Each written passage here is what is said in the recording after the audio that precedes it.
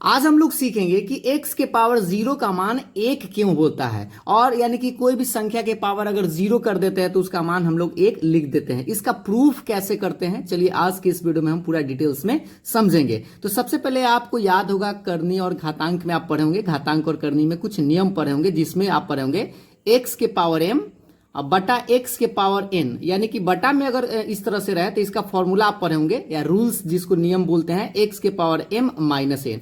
यानी अगर x आधार समान रहे, पावर में अगर पावर जो है भाग में रहे तो उसको क्या करते हैं, घटा देते हैं, यानी पावर को घटा देते हैं जब इसका बेस सेम रहता है। तो ये नियम आपको याद होगा और इसी नियम से आप इस फॉर्मूला को प्रूफ कर सकते हैं। तो चलिए सबसे पहले आप क्या करिएगा, इसमें आप m और यहाँ पर n है तो आपको करना क्या है, पुट कर देना है m के जगह पर n या n के जगह पर m। तो लिख दीजिएगा m बराबर n। ये आप क्या करिए, m के जगह n जो है इसमें आपको बैठा देना है इस पूरे पार्ट में। तो देखिए यहाँ पर m के जगह हम क्या बैठा रहे हैं, n बैठा रहा है। तो लिखेंगे x के पावर n, क्योंकि यहाँ पर m था, इस m के जगह n बैठा दिए और इस n को आप छोड़ दीजिएगा, यानी x के पावर n रहेगा। बराबर के बाद यहाँ पर भी बैठा दीजिए, तो यहाँ पे बैठाएंगे n माइनस n। ठीक है, क्योंकि हम क्या किए, m के जगह n पुट कर दिए। अब आप जानते हैं कि देखिए कोई भी नंबर सेम बट्टा सेम रहे, जैसे 5/5 काटते हैं तो 1 लिखते हैं, 4/4 नंबर सेम रहेगा तो काटते हैं तो 1 लिखते हैं।